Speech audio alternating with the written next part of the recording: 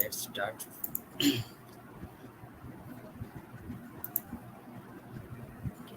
Congratulations, Pakistan, for having Pakistan Dreaming. It's a huge uh, winning for the Pakistan Salesforce developers to uh, start this event. Great initiative by Hamza and the team. Congratulations, everyone. So here my topic is I'm the speaker, one of the speaker in this Pakistan Dreaming, and hopefully it will help you to convey my agenda to all of you. Okay, so I am Mohammad Fahad Patel, uh, and my topic is name credentials as Callout. So this is helpful for the developers and the admin as well, because the starting point is on the configuration side, and then we can consume these name credentials on the development side using Apex. Okay. So thanks to our sponsors, uh, or to PDF Butler, Media Monks, Gridmate, Media Monks, the company in which I am working right now. And special thanks to Trailblazer, obviously, uh, for recognizing Pakistan as a Salesforce hub. Okay, so my introduction, I'm a Salesforce module lead at MediaMonks. I'm 9x certified. I'm application architect, and I have 5 years of experience in Salesforce and the overall IT experience 7 years. So uh, we are like in the media monks. We are working as a team, and a huge a lot of stuff I am getting, a lot of great experience I am getting here. Yes, that's from my side, and that's my introduction. Okay, so my agenda, the agenda related to name credentials, like the focus of the name credentials, like my agenda is it. This session will help developers to perform Apex integration with name credentials. Like we have done a lot of integrations, uh, like or 2.0, and we have to do a lot of code on this, and Salesforce provide us the name credentials setup from where we can easily manage all the integration part. Okay, so in I will cover the like two topics mainly: what are name credentials, and then the setup name credentials. How can we configure name credentials in Salesforce, and then how we can consume in Salesforce, and then what is the difference between what if we code without name credentials, and what is the difference between uh, using name credentials in the code or without name credentials. And then we will I have like a small implementation I've implemented in my dev work, through which I will provide you some details and some hands-on on the implementation. So, what are name credentials? A name credentials specifies the URL of a callout endpoint, and it requires authentication parameters in one definition. In name credentials, you just specify the callouts endpoint, and it will help you to configure all the details on one page, and uh, so that you don't have to uh, add additional details on the Apex side. You just need to create a record. Uh, there are some specific fields in which you have to add some details, which we will uh, take a look on it in the next slide. Uh, so it's a single page like from where you can just create a name credentials and all which with all parameters like OAuth 2.0, name principles, username, password. Like you can mention all these things in the single record. Okay. Salesforce manages all authentication for Apex callout that specifies a name credential as a callout endpoint so that your code doesn't happen. Like most of the things we have to do through code. So, but it's less secure. Somewhere we have to use a hard coded credential. Somewhere we have to use a custom setting to keep the secret key and client key and all these things. So, if Salesforce name credentials help us to keep out of all help developers to keep away from all this stuff, just create a new record and add all the details in one record, and then you don't have to call anything on the code. Okay. For an Apex callout, your code handles authentication, which can be less secure and especially complicated. Yes, that's the my point. I have previously explained that you have to. It's not secure to add hard-coded secret keys, client keys somewhere, or keep it in a custom setting. So and then call out the custom setting. It's a little bit complicated without name credentials. Okay, so name credentials basically introduced in Spring 15 release, and when we are creating a name credentials, we don't need to create a remote site settings. Like when we call an external APIs from the Apex code, so we have to create a record and configure the domain on the remote site setting to keep it as a trusted domain. And so if we create a name credentials with any URL with any callout point, we don't need to create a remote site settings. And the main thing is it's easy to maintain. The callout is easy to maintain, no hard coding involved. Okay, so how we set up the name credentials? uh, like in the quick find box, we just type the name credentials and it will open the name credentials page. And on clicking new for the new name credentials, click on the new, and for the updating the existing one, click on the edit on the existing one. Okay, so there are multiple fields that we will learn in this part, like what fields are using in creating name credentials. So first one is label. As every Salesforce developer or admin know that the label is just the name of any record. So it's also the name, user-friendly name. You can keep it any name. Like here, I have created an animal credentials, if, and the name unique identifier that is used to refer to this name credentials from callout definitions. So it's a unique name, unique identifier, which we will use in the Apex callout. So it should be unique, and it should be like a good identifier that you use it. You can easily find out between your records. Okay, so the URL, the URL is the end callout endpoint, uh, which the a call out of the call out endpoint of the API which we are using. Okay, so identity type determines whether are using one set or multiple sets of credentials to access the system. Like there are a lot of public APIs which we can use. Like here, I've used the Apex HTTP call out Heroku API. So it's a public API, so I can keep it as anonymous and with no authentication. So there can be a per identity type can be a per user or named principals. So there are three types of uh, identity type, and the authentication protocol is dependent on identity type. Like if we select the name principal, it will ask you authentication, ask the list.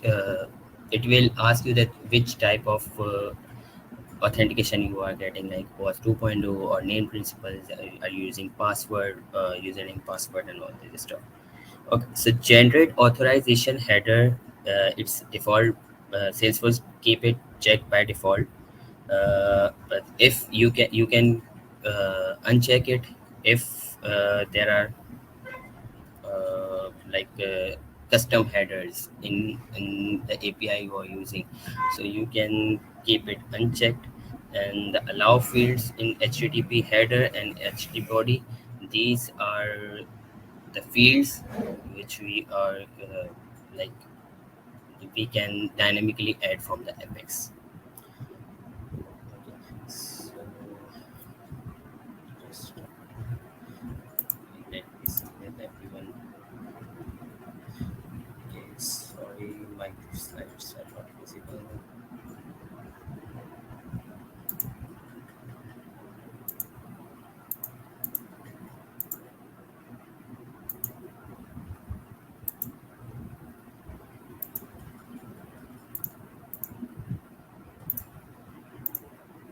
Okay, so I'm getting call from my friend, but slides are not visible, and I was basically. Is it visible now?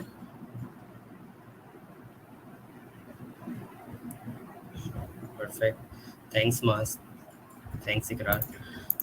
Okay, so let me start again so you can see my slides again. Okay, so as I've discussed my agenda here, and the like the topics I will discuss in this session, and the details which I was already speaking, like all this stuff you can see on my screen. And here, so the name credentials, setup name credentials topic. Okay, so as I have told you that the label is the user-friendly name, and the name is the unique identifier which we will use in the Apex callout, and the URL is the callout endpoint. Identity type is the type which type you want the this API is using. Like it's a if it's a public API, just select the anonymous and use the authentication protocol as a no authentication. And if it's like name principles asking, so name principles have multiple types of authentication protocol, like OAuth 2.0 and username, password authentication, and all this. Okay, so generate authorization headers. Authorization headers will it's checked by default when you go to the create new name credentials. It's checked by default, but you can uncheck it as if your API call out have custom headers. And yeah, so allow merge fields in HTTP headers. It will help you to allow use the dynamic fields, dynamic values in the headers and the body. uh, you can update allow on the Apex side, like please add the user authentication token or the username and the user password directly in it within the code. If you like, it's your condition, and it's depend on the API if it's applied or not. Okay, so name credentials using password authentication. Okay, so as I've told you that the name credentials I've created here, it's a as anonymous identity type, and there is no authentication. It's a public API, so I have created I've implemented it in my Lightning component, which I will show you later. So it's the same if you want to use, if your API need password authentication, so just select the identity type as a name credential, name principal, and select the password authentication and keep the username and password within the name credentials. So Like it will be so helpful. Like if you have password, username, password, if and you use it indirectly in the code without name credentials, so it you have to keep it in the custom setting or non-secure place. Like custom, you have for some reasons you have to make custom setting public, and so it's not secure to keep in the custom setting or a hard coded in the class, apex class. So you can just assign username and password here. It will also make the work easy on the back end, that no need to add the username and password in the code. Like for example, if call out without name credentials, so if we want to handle this without name credentials, we have to save the username and the password in the custom setting or the metadata, custom metadata, and in the worst case, we have to hard code in the Apex Elastic. So then, where we have to encode the username password with the base 64 encode method, and then add it into the header, like I provided in the screenshot. That there's 5 line of code, but the main security is username and password, and obviously it's making a work lengthy. So let me explain you what I have done in the code. Like if here I use the name credentials within the code. um, I have named this class as animals and the methods as fetch animals. I've provided the name credentials here, like just set the endpoint with the call out. It's in a string. This will be a string variable, and the animal creds is the unique name of my name credentials. You just need to assign the endpoint here. Like you don't need to assign the endpoint URL and all this stuff. Just assign the name credentials. It should be the unique name, the method type, like it's a get or the post, and then just call it. Uh, just get the body. Just send the request for this request, and get the response as it's given. It is given in the screen. Okay, so yes, I've created a Lightning Aura component for this, which I was using in my DevOps. So here you can see that the controller I've implemented it. Sorry. So here is the controller, the class we are using, and it will bring out the list of all the animals here. So let me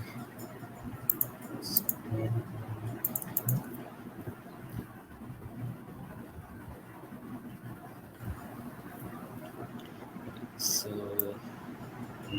I've created this component, and on the button click, it will bring the data, all the data on the API given by the API. So we don't need to add any endpoint here, any URL here, and stuff. And uh, like, um, it's a basic example, and as the same, if you have the password, if you are using the name principal username password, and if animal credentials are asking for the username password, you just need to set up the username password there on the name credentials directly. Like you can see, if it's an authentication, it's I have currently it's an admin tag is anonymous. If this call out is asking for some credentials or OAuth or anything, so you just you can edit everything here. You don't need to specify anything on the code, like as I've provided you on this on my like this type of code. You don't need to add any. If you are not using name credentials, then you have to specify these type of details in the code. But if you are using name credentials, name Salesforce allow make it easy for you, and all the security is totally dependent on the Salesforce. We have no we don't have to worry about our security system. So that's a small presentation basically from my side. I hope it will help you uh, in understanding this stuff. Okay, so I have also added the attendee URL on the uh, comments. You can add the details here. So we will. I think there are a lot of people here, so I don't know that how many people have registered your entry to get the chance for the voucher or the like uh, any swags if they have provided. So let's wait for the 5 minutes and then I will start the referral for the entries. So please, if you everyone add your details in the given link. Do you have any questions? Anyone just between the time? Authentic.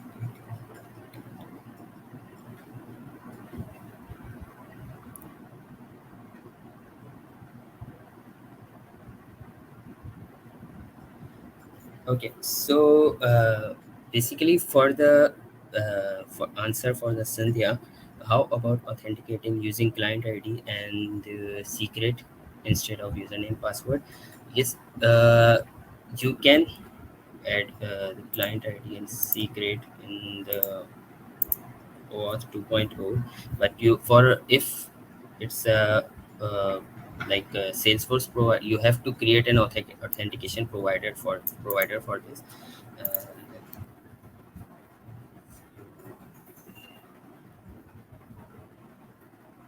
Providers, you can create like the client ID and this client key and the secret key here. So you have to create the authenticate auth provider for the client and this for the key client key and the secret key, and then you can use that auth provider for the name credentials or name credentials. So, and what if we have to provide token on request which refreshes after some time? Mars, that's a question from the Mars Emma. Uh, it's already available on the auth provider. If uh,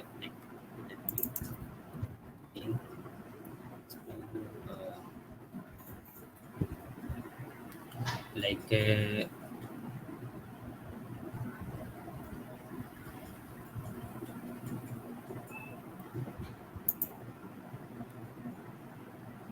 okay, so default scope is a refresh token full. If the it's depend on the API basically.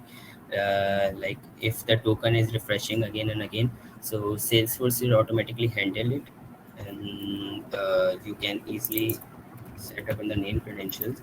The auth provider will automatically handle these things.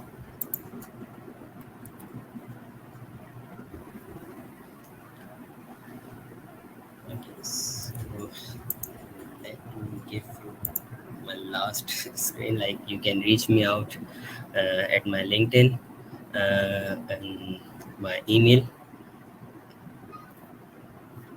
Uh, okay, so should we start the referral?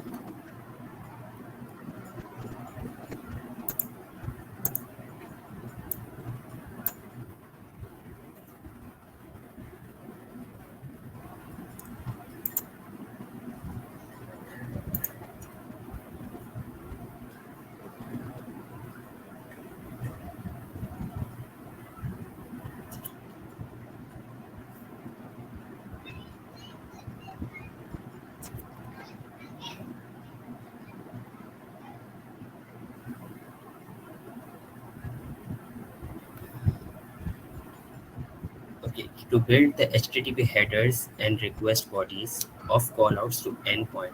Basically, as I have shown you that generate HTTP header, uh, Salesforce keep it default to true.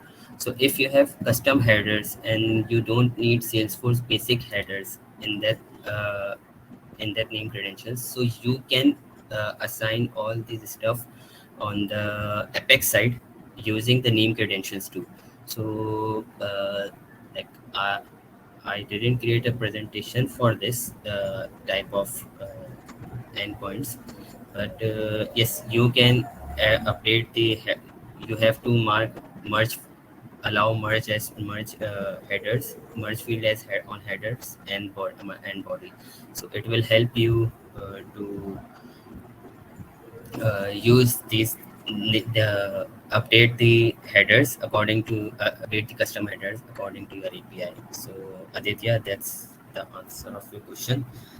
Hope I've answered uh, perfect, not perfect, but maybe.